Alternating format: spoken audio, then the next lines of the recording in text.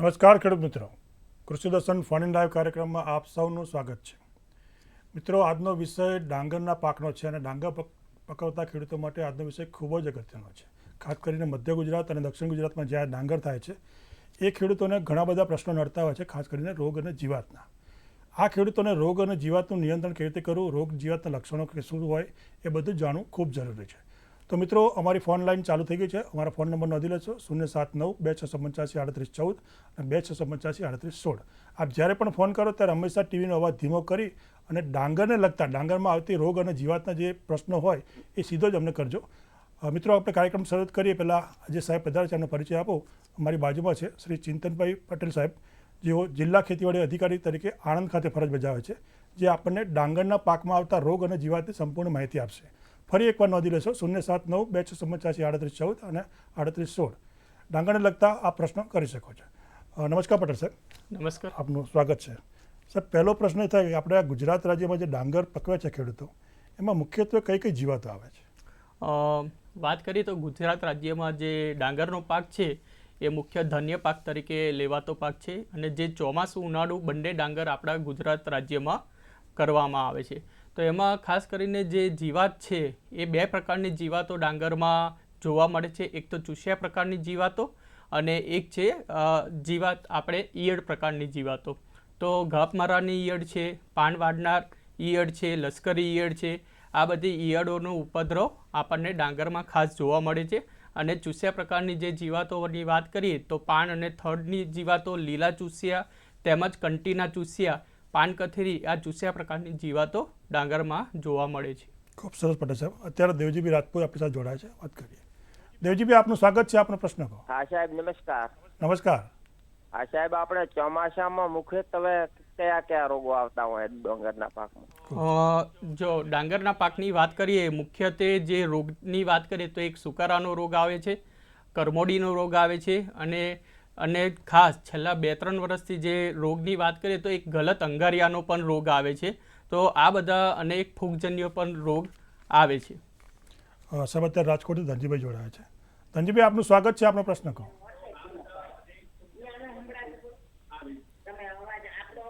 ધનજીભાઈ, ટીવીનો અવાજ ધીમો કરી આપનો પ્રશ્ન કહો. નમસ્કાર. નમસ્કાર. લીપતારવાળી જમીનમાં ડાંગર કરવી હોય તો થઈ શકે ખરી?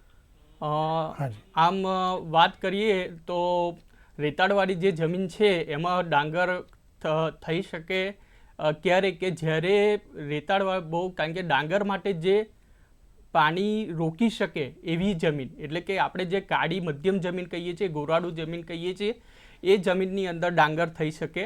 અને જો બહુ રેતાળવાળી જમીન હોય તો ડાંગર ના થઈ શકે. પરંતુ જે આપણે ઓરાન ડાંગર કહીએ છીએ, તો ખાસ કરીને જે ગોરાડું જમીન છે જેની અંદર આપણે ઓરાન ડાંગર કરીએ તો આપણે એમાં ડાંગરનો પાક કરી શકાય છે. પટેલ સાહેબ, આપણે ચૂસ્યા પ્રકારની જીવાતો અને ઈયળ પ્રકારની વાત કરીએ તો આ બંનેનો ભેદ હોય એટલે અલગ કેવી રીતે તારી શકાય? ખેડૂત મિત્રો, જો ચૂસ્યા પ્રકારની જીવાતો અને ઈયળ પ્રકારની જીવાતો, આ બંને જીવાતોનું જીવનચક્ર એ અલગ અલગ છે અને એના જે સ્ટેજ છે જેમાં નુકસાન કરે છે એ પણ અલગ અલગ છે. તો ચૂસ્યા પ્રકારની જીવાતોની વાત કરીએ તો એમાં મુખ્યત્વે એની જે જીવનચક્ર છે એ 3 પ્રકારનું હોય છે. ઈંડામાંથી ઈયળ અને ઈયળમાંથી પુખ્ત જીવાત. અને સાથે સાથે એ પણ વાત કરી લઈએ કે જે ચૂસ્યા પ્રકારની જીવાતો છે એ ઈયળ પણ નુકસાન કરે છે અને પુખ્ત વયના જીવાત પણ નુકસાન કરે છે. જ્યારે ઈયળોની વાત કરીએ તો આનું જીવનચક્ર છે એ 4 તબક્કામાં હોય છે. ઈયળમાંથી ઈંડામાંથી ઈયળમાંથી કોસેટો અને પછી પુખ્ત. પણ આની અંદર જે ઈયળનું સ્ટેજ છે, તબક્કો છે, એ જનરલી પાકને નુકસાન કરતા હોય છે. ખૂબ સરસ સાહેબ. ચૂસ્યા પ્રકારની આપણે વાત કરી, તો ચૂસ્યા પ્રકારની કઈ કઈ જીવાતો ડાંગરના પાકમાં જોવા મળે અને એના નિયંત્રણ માટે આપણે શું કરવું? ખેડૂત મિત્રો, આપણે વાત કરીએ તો ખાસ કરીને ચૂસ્યા પ્રકારની જીવાતો છે, થડ અને પાન ઉપર નુકસાન કરનાર જીવાતો છે, લીલા ચૂસ્યા પ્રકારની જીવાતો છે, પાન કથીરી જીવાત છે, અને ડંખ મીન્સ જે આપણે વાત કરીએ કે ડાંગરની કંટી એની પણ એના પણ ચૂસ્યા જોવા મળે છે. તો આ જે ચૂસ્યા પ્રકારની જીવાતોનો ઉપદ્રવ ખાસ કરીને જ્યારે ખેડૂતો દ્વારા જે આપણા નાઇટ્રોજન પ્રકારના ખાતરો છે, એમોનિયમ સલ્ફેટ, યુરિયા, તો આનો વધુ પડતો જો ઉપયોગ કરવામાં આવે તો ચૂસ્યા પ્રકારની જીવાતોનો ઉપદ્રવ વધે છે. તો ખરેખર નાઇટ્રોજન પ્રકારના ખાતરનો આપણે જે ઉપયોગ છે એ માફકસર અને જે ભલામણ મુજબ કરવો જોઈએ. સાથે સાથે જ્યારે પણ ઉપદ્રવ જોવા મળે તો જ્યારે ખેતરનું જે પાણી છે એ પાણી નિતારીને સૂકવું અને ભીનું. અટકાવ છો ત્યારે ગૌતમભાઈ જોડાયા છે, સાંભળીએ. રોડથી ગૌતમભાઈ, આપનું સ્વાગત છે. આપનો પ્રશ્ન કહો. ગૌતમભાઈ, હા, આપનો પ્રશ્ન કહો. આપણે ડાંગર વાવવું હોય એની પેલા આપણે 7 પ્રકારની જમીન ખેડવી પડે ને? હા, હે, એના 7 પ્રકારના નામ આપવા હતા હે? ડાંગરની ફરી એકવાર પૂછો પ્રશ્ન. કપાઈ ગયા. ડાંગરની ખેડ વિશે થોડી વાત કરશો? શરૂઆતની જમીનની તૈયારી કેવી રીતે કરવી? વાત કરીએ તો ડાંગરની જ્યારે આપણે ખેતી કરતા હોઈએ તો એમાં શરૂઆતની જે જમીનની તૈયારી છે એમાં ડાંગર એક જે પાણીથી થતો પાક છે વધારે, તો એમાં ખાસ કરીને સારી રીતે જો તમારી ક્ષારીય જમીન હોય તો એની અંદર આપણે લીલો પડવાશ કરવો જોઈએ, જેથી ડાંગરનો પાક સારી રીતે થઈ શકે. એક આ જમીનની તૈયારીમાં એક અગત્યની વસ્તુ છે કે ભાઈ લીલો પડવાશ કરો તો એ જમીનની તૈયારી વખતે લીલો પડવાશ કરીને જો પાક કરો તો તમે સારું ઉત્પાદન મેળવી શકે. અને સાથે સાથે ધવલ, જ્યારે પાણી આપીને ધવલ કરીએ તો એ ધવલ પણ યોગ્ય રીતે થાય અને પાણીનું જે પિયત વ્યવસ્થાપન છે એ પણ યોગ્ય રીતે કરી શકાય છે. ખૂબ સરસ પટેલ સાહેબ. દર્શક મિત્રો, પટેલ સાહેબ આજે આપણને ડાંગરમાં આવતા રોગ અને જીવાતની વાત કરવાના છે. આપને પણ કોઈ પ્રશ્ન હોય તો ફોન કરી શકો છો, પરંતુ અત્યારે સમય છે એક વિરામને. વિરામ બાદ ફરી મળીએ.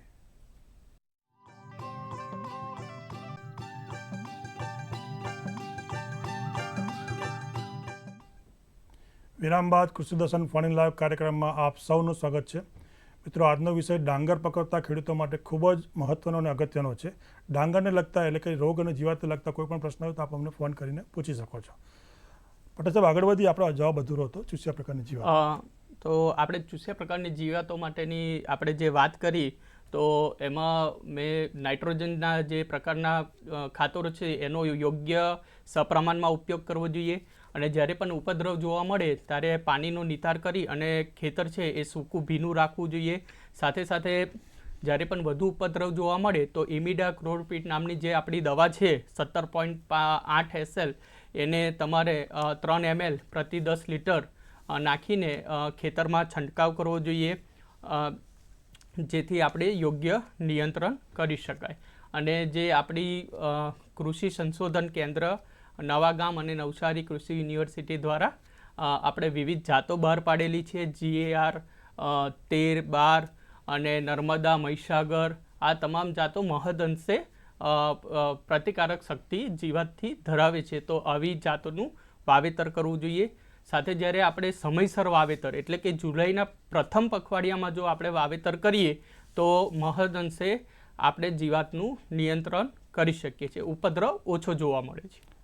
પટેલ સાહેબ, ગાભમારાની ઈયળ છે ડાંગરમાં ખૂબ મોટા પ્રમાણમાં નુકસાન કરતી હોય છે, તો ગાભમારાની ઈયળનું સંકલિત નિયંત્રણ કેવી રીતે કરવું એના વિશે અમને વાત કરશો? તો પ્રથમ ખેડૂત મિત્રો, ગાભમારાની ઈયળ જે છે એને નુકસાન આપણે કઈ રીતે કરે છે, ખેડૂત કઈ રીતે ઓળખે છે, તો વાત કરીએ તો ગાભમારાની જે ઈયળ છે એ જ્યારે થડમાં કાનું પાડીને એનો ગર્ભ ખાય છે એટલે એને આપણે કહીએ છીએ ગાભમારાની ઈયળ. અને એ જે થડમાંથી જે નુકસાન કરે છે જેના લીધે એનો પીલો સુકાઈ જાય છે અને આપણે ખેડૂતો એને કહે છે કે ભાઈ પીલો સુકાઈ ગયો, તો એને એક ડેડ હાર્ટ પણ કહેવામાં આવે છે. આ જ ગાભમારાની ઈયળનો જો ઉપદ્રવ પાછલા સ્ટેજે એટલે કે કંટી નીકળે એ તબક્કામાં જો થાય તો આપણે ખેડૂતોમાં પ્રચલિત છે કે ભાઈ સફેદ પીંછીનો રોગ આવી ગયો. અને આપણે એને વ્હાઇટ ઇયર હેડ કહીએ છીએ. એ પીલો જ્યારે નીકળે ત્યારે એની અંદર નુકસાન કરે તો એની અંદર દાણા ભરાતા નથી અને દાણા પોચા રહે છે અને સફેદ કલરની કંટી નીકળે છે. તો સફેદ કલરની જ્યારે કંટી નીકળે ત્યારે આ એક ગાભમારાની ઈયળનું નુકસાન હોઈ શકે. તો ગાભમારાની ઈયળની નુકસાનની વાત કરી અને એના સંકલિત પગલાંની વાત કરું તો ખાસ કરીને જુલાઈના પ્રથમ પખવાડિયામાં વાવણી કરવી જોઈએ. અગાઉ કીધું એમ આપણે ખેડૂત મિત્રો જે એની મહદઅંશે રોગ પ્રતિકારક જીવાત પ્રતિકારક શક્તિ ધરાવતી જે જાતો છે, નર્મદા, મહીસાગર, જીઆર 13, 14, આનું વાવેતર કરવું જોઈએ. અને જે ગાભમારાની ઈયળની વાત કરીએ તો એ ધરુવાળિયાથી લઈ અને પાકમાં બંનેમાં નુકસાન કરે છે. તો ધરુવાળિયામાં જો આનો ઉપદ્રવ જોવા મળે તો આપણે કાર્પેટ હાઇડ્રોક્લોરાઇડ જે છે 4G એ 1 કિલોગ્રામ પ્રતિ ગુઠાનો જે ડોઝ છે એ રેતી સાથે મિક્સ કરીને આપવો જોઈએ. સાથે મિત્રો વાત કરું કે ભાઈ આની અંદર જે નિયંત્રણ છે એ પ્રકાશ પિંજર દ્વારા, એટલે આપણે ખેડૂતમાં લાઇટ ટ્રેપ તરીકે છે. તો લાઇટ ટ્રેપનો જો ઉપયોગ કરવામાં આવે, પ્રકાશ પિંજરનો ઉપયોગ કરવામાં આવે તો જે ફૂદા છે, ઈયળોના ફૂદા છે એમાં આકર્ષાઈને એમાં આપણે એને કલેક્ટ કરીને એનો નાશ કરી શકીએ છીએ, જેથી એ બીજા ઈંડા પણ ના મૂકે અને ઈયળનો ઉપદ્રવ ઘટાડી શકાય. સાથે સાથે ફેરોમેન ટ્રેપની પણ એક ભલામણ કરવામાં આવે છે. હેક્ટર દીઠ સરખા અંતરે 30 ફેરોમેન ટ્રેપ મૂકવાની આપણા ત્યાં ભલામણ કરવામાં આવે છે અને દર 3 અઠવાડિયે એની લ્યુર બદલવાની આપણા ત્યાં ભલામણ કરેલ છે. ટૂંકમાં સાહેબ ધરુવાળિયાથી માંડી અને કાપણી સુધી આપણે આનું ધ્યાન રાખવું જોઈએ. હા ખરું. સાહેબ બીજી એક અગત્યની ઈયળ છે પાન વાળનારી ઈયળ. તો એના લક્ષણો શું અને એનું નિયંત્રણ આપણે કેવી રીતે કરી શકીએ? ખેડૂત મિત્રો વાત કરીએ તો પાન વાળનારી ઈયળ છે એના જ્યારે ફૂદા છે એ ઈંડા મૂકે, એ સમૂહમાં ઈંડા મૂકે છે, ચપટા ઈંડા મૂકે છે અને ઈંડામાંથી ઈયળ નીકળે અને પછી એ ઈયળ બે પાનની અંદર જઈ અને બે કિનારી, પાનની જે કિનારી છે એને સીવી દે છે. એટલે એક ભૂંગળી જેવું આવરણ, ભૂંગળી જેવું બનાવે છે, જેથી આપણે એને પાન વાળનાર ઈયળ કહીએ છીએ. પછી એ ઈયળ એની અંદર પોતે ખોરાક ખાય છે અને એના જે હરિત કણો, એટલે આપણે નીલકણ કહીએ, ક્લોરોફિલ કહીએ, એનું ખાય છે, જેના લીધે સફેદ કલરના પાન થઈ જાય છે. અને જો વધુ ઉપદ્રવ હોય તો આખા પાન અને આખા છોડને નુકસાન કરતા હોય છે. તો આ એક પાન વાળનાર ઈયળ છે, એને ઓળખવા માટે જો સફેદ કલર ભૂંગળી જેવું દેખાય તો એમાં પાન વાળનાર ઈયળનો ઉપદ્રવ હોઈ શકે.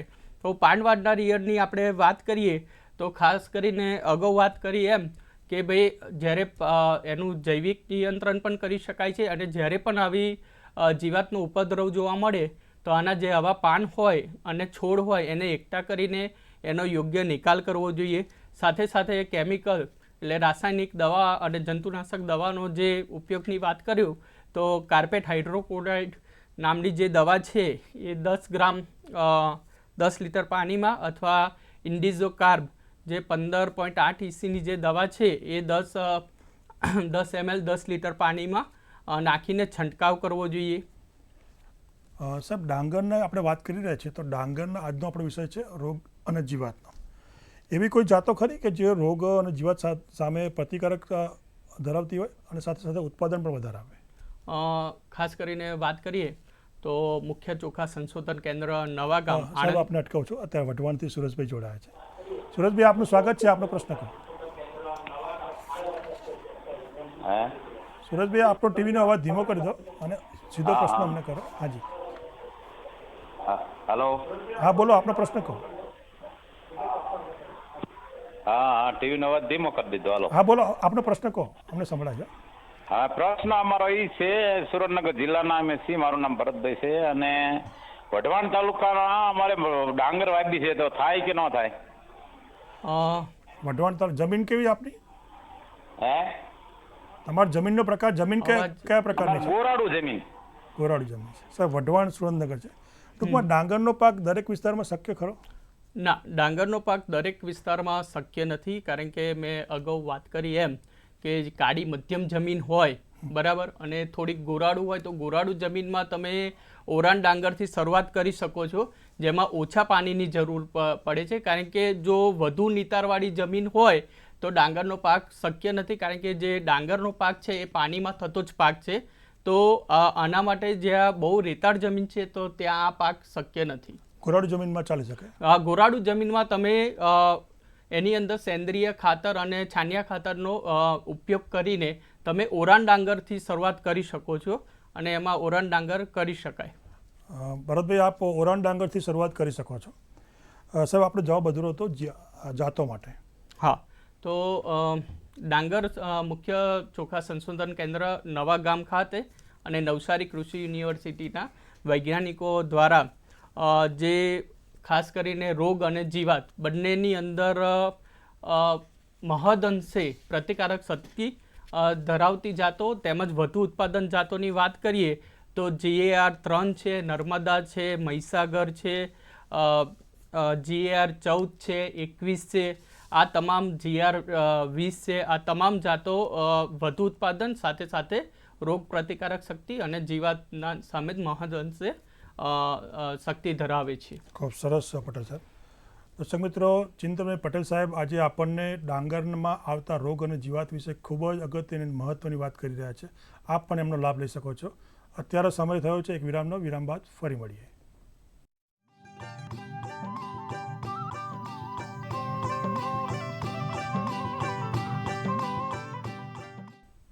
વિરામ બાદ કૃષિ દર્શન ફોન ઇન લાઈવ કાર્યક્રમમાં ફરી એકવાર આપ સૌનું સ્વાગત છે.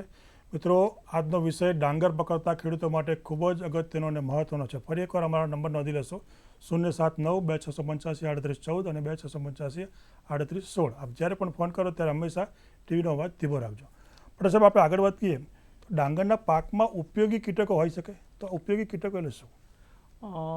ખેડૂત મિત્રો, આપણે સૌ કોઈ જાણીએ છીએ કે પર્યાવરણમાં ઉપયોગી કીટકો અને નુકસાન કરતા કીટકો બંને હાજર છે.